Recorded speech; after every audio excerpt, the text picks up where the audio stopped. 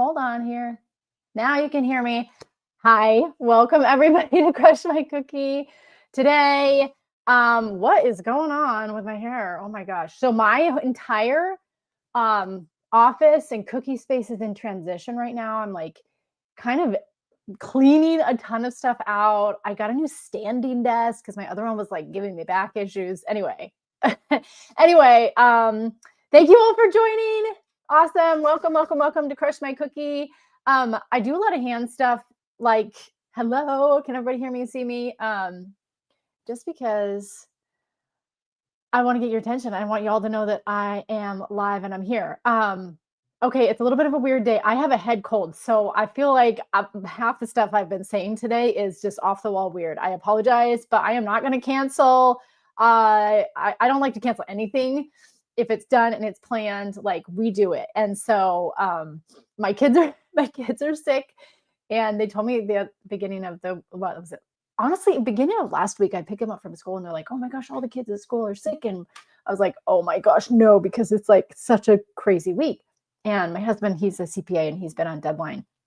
And I'm like, oh my gosh, what are we going to do? Anyway, so it was okay. And then now this week, it feels like it's hitting really hard and I'm starting to get sick. So for anybody that's feeling the fall, like yucks, like, hey, I'm there too. But I don't want to talk about that. We're going to talk about cookies today. I'm Lauren Anderson, also known as Lolly. I have been decorating cookies for years, and I've taught over 50,000 cookiers how to bake and decorate like a pro. And so I'm so excited to go through some of the questions that have been coming in and cookies that have been submitted. So what we're going to do is I'm going to show you. We usually do like 5 or so of these if we can get through them. But basically, I hope you're here to learn and to get some tips and tricks on how to make your cookies better, because those that submit have some really good questions. And I'm looking at some like cute little turkey cookies. So here we go. Are y'all ready? We always do. We got some sound effects. Can you hear those today? Yes, that is my most annoying sound effect. I meant to do the glockenspiel, not the air horn. So, oh my goodness. Okay, we're gonna start with, let's see, today we have Michelle. Okay, Michelle P submitted these cuties, and Michelle's question is, I need help making it better. I have issues with writing on cookies. This is one of the biggest topics when it comes to cookies. There's always airbrushing, stenciling, and lettering. Guess what? Welcome to the club. Most people do not feel confident writing on cookies, especially when they first start out. That's why I'm here to try and help you with that. And you'll see this topic talked about a lot here in the Lollies world. I have multiple tutorials and classes on this, but hi, Michelle. Okay, so the question is a little bit general, but if we want to talk on the topic of writing on cookies, okay, these cookies are adorable, by the way. I love the designs that you've got going on here. It looks like she's got some handwritten ones there on the right hand side. Can you all see this right here? And then fall vibes, and this over here on the left hand side, super cute. We got multiple colors going on. And Michelle, I love how you're using icing and colors. It looks so good on cookies, and I know it's a little bit more work, but here's the biggest trick to writing on cookies. I'm a graphic designer. That's where I come from. When I started doing cookies, I already had a lot of experience. I personally have a natural eye for design that has been honed over a number of years. I'm only saying this because I also, as a graphic designer, have had to really work on my skills of putting lettering and words on cookies. Okay. It's a lot of practice, but when I got a projector, it was a game changer. It changed my whole cookie life. Back when we lived in Chicago. So that was, gosh, 6-7 years, was when I first got a projector. it will change your life. Kodak has a brand new one out right now. I actually just got to test it out. It's a big one. It's the Luma 500. It's awesome, but I kid you not, my family's been using it to watch movies with. The Kodak Luma 100, or is it the 150? Is a really good one. The 500 is a bigger one, super good. Pico projector is the one that you'll hear talked about in the baker world. I've had 2 Pico projectors. You really have to keep them well taken care of and well stored, or there's pieces that break off.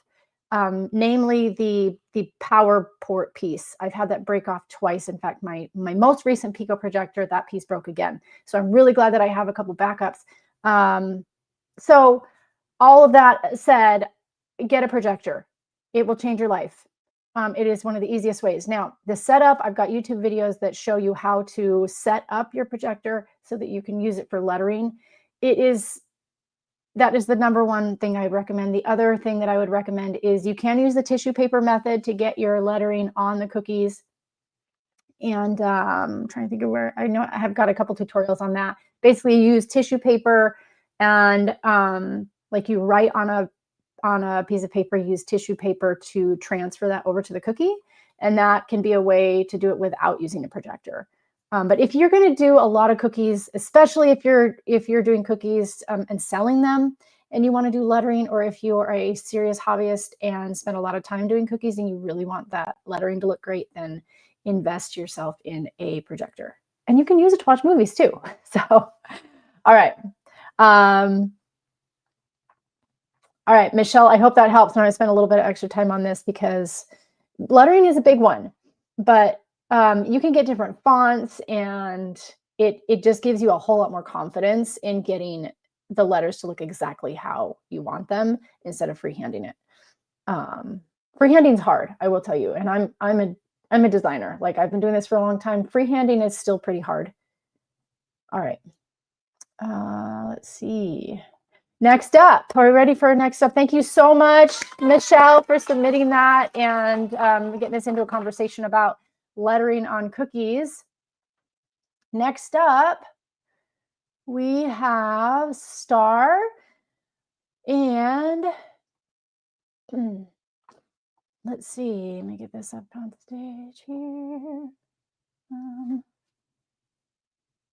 Let's see. Here we go. Hold on, it's giving me just a minute here to get this up here for you so you can see this. There we go. Okay. Star has submitted these cute little Pooh cookies. I have a special place in my heart for Pooh because my mom used to read Pooh to me, and I just remember it so much as a kid. Okay. How can I make the background better? I want to know how to make this better in general, specifically the background. Okay, so Star's asking about the background. It looks like you have a watercolor background going on. Here's the thing that happens with Crush My Cookie. Sometimes if things aren't super specific, I have to make assumptions. I'm going to make assumptions that Star wants to make this look like a really nice, smooth, blended background. Okay, if that's what she's trying to do, here's my trick.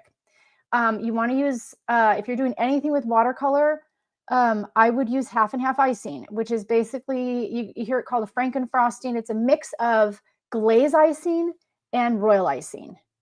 I've got both of those recipes. I'm not sure if they're in the shop. I know we've got them in multiple classes as well. The 50-50, you basically make a batch of glaze and a batch of royal icing, and you combine the two. That's going to give your flood enough resilience to the moisture, and then you can glide your watercolors across and they'll blend a whole lot easier. I actually do not recommend using Everclear for that.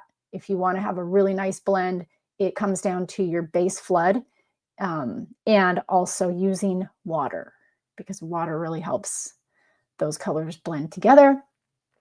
Okay, so I would say as far as the background goes, this is really adorable though. Like, I think that I like the texture and the more dotted look of the background. Obviously it's super cute. So nice job. I love the line drawing on top of the the flooded color too. Love that look. Awesome. Thank you so much, Star, for submitting. And so that we could talk about some watercolor today. Okay, next up, our third one of today, Melanie has a question about, let's see. Hold on, she's got a long question. So let me get let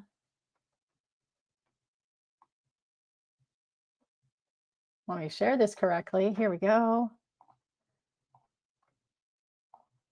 And there we go. All right, can you see this? Great. Melanie has another question. She is a newbie and is doing this for her niece's birthday, looking for any and all constructive criticism. Usually, okay, so time constraints are a thing, right? Hoping to get a projector and airbrush machine soon. Lettering struggles. Okay, we talked about lettering. So I'm gonna pick out something here because it's just gonna be easier. Okay. I'm sorry, I'm in the middle of reading the rest of her request. She's saying lettering struggles seem to like cookies that have more texture and 3D options, but she's not there yet. She has her own suggestion, but wanted to take a leap of faith and submit. I'm so glad that you did. All right.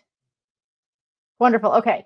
So let's take something from here. I think that there is, since we talked about lettering already, I want to talk about two things on this one.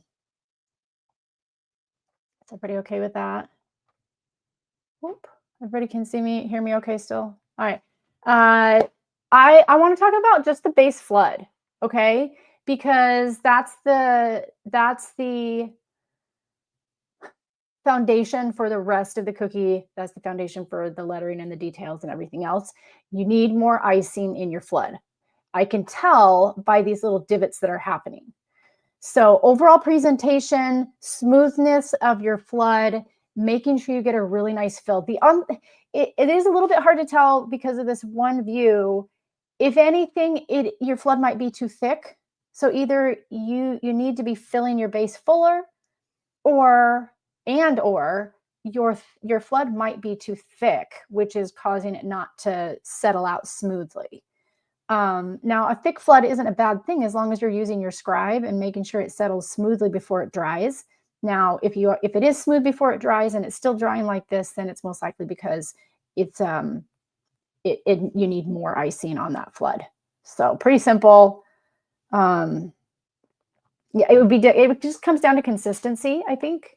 My Royal Icing 101 will help you master the different types of consistency for royal icing, and then it'll give you a lot more confidence in making sure you have the right one for what you're doing, right? Whether you're doing a flood or whether you're doing soft details or whether you're doing floral details and that sort of thing. All right.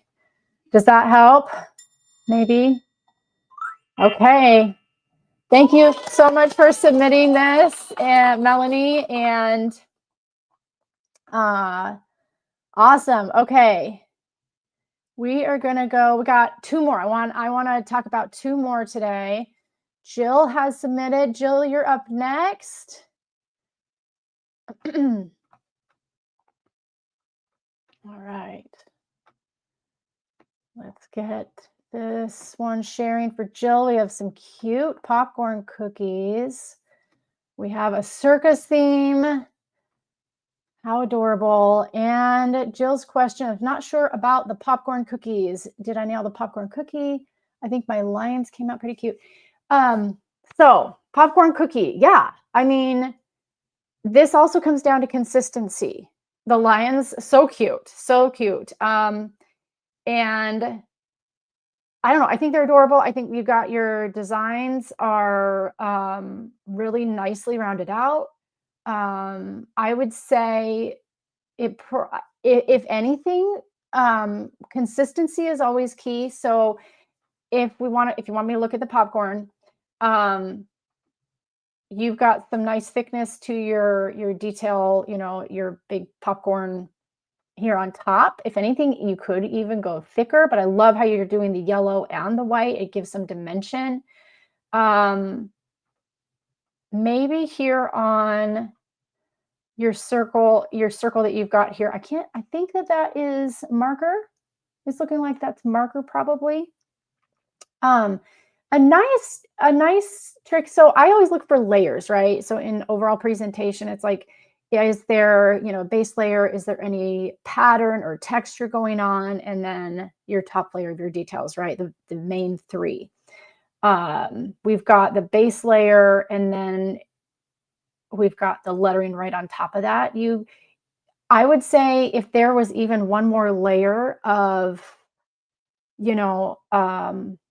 like a flood in that circle that was dry that added some depth there. I mean, that's getting like, pretty minuscule on the details, but that could help with the presentation there. I think but you really are doing great on getting some dimension on your popcorn there up top. And cute little lions. I love this circus tent. I would say just keep practicing your consistencies, Jill.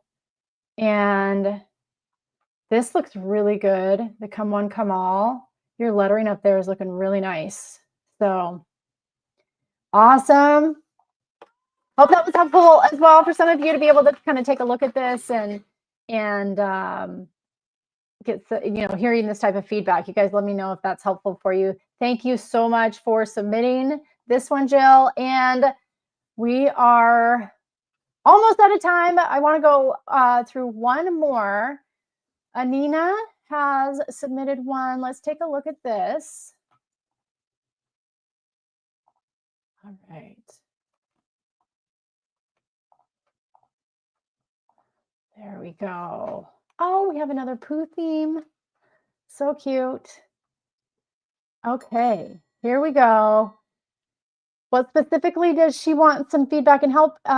How to avoid dimples in the balloons and make the 3 and love look smoother while avoiding craters. Oh, the dreaded craters. Sometimes we have to say a little prayer over our cookies after we flood them and do these kinds of shapes, because sometimes the craters can happen. But here's the thing. It really is all about the substance of your icing, and then you won't have to pray to the royal icing gods to make sure it doesn't crater. Consistency is key. So I see a little bit of cratering on this one. Here's the thing with small areas. As long as your icing has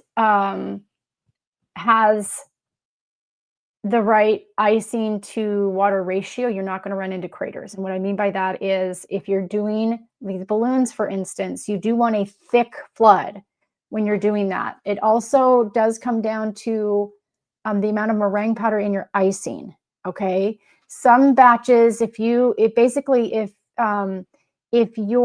icing is so either watered down or is mixed up without enough meringue powder, then you're going to have a looser icing that once the water evaporates, then that's where craters happen, because there's not enough of the meringue and powdered sugar substance to hold up that structure.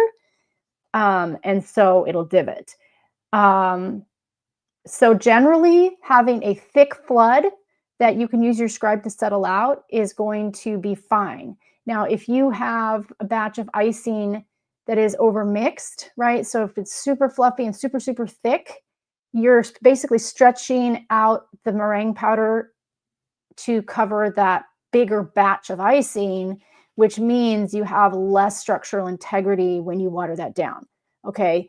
I have found that the best and easiest, most foolproof way to get puffy icing is to have an initial batch mixed up that is soft, barely stiff peaks, because that will give me more structural integrity, and essentially more of that meringue powder and powdered sugar is going to be a little bit more dense in your icing that you end up using. And so you still can add some water and water it down to the consistency that you need, and the structure will still hold.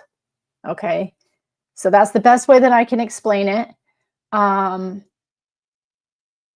if you have any questions, let me know, or pop them in our other group and communities too, and we can talk more. There's a lot of conversations usually about cratering. Those are the best, most sound ways to guard against cratering. Now, do people do those dots, punching the dots in there, or doing the squiggle line of outline icing? All of those, I honestly have never done the poking the holes before. That lets more air in. I don't think that that's a foolproof strategy. And the doing the squiggle, like let's say you just outlined your balloon, you did a squiggle of thicker icing and then filled it with flood. That's doing the exact same thing as I was just talking about. It's filling it with more structural integrity so that when the water evaporates, there's enough of the icing structure left to hold things.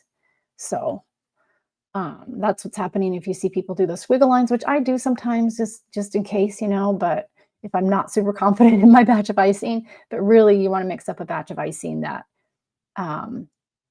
is not super thick or overmixed and has enough meringue powder in it. Okay. Yeah, okay. Awesome. I could go on all day about icing structure and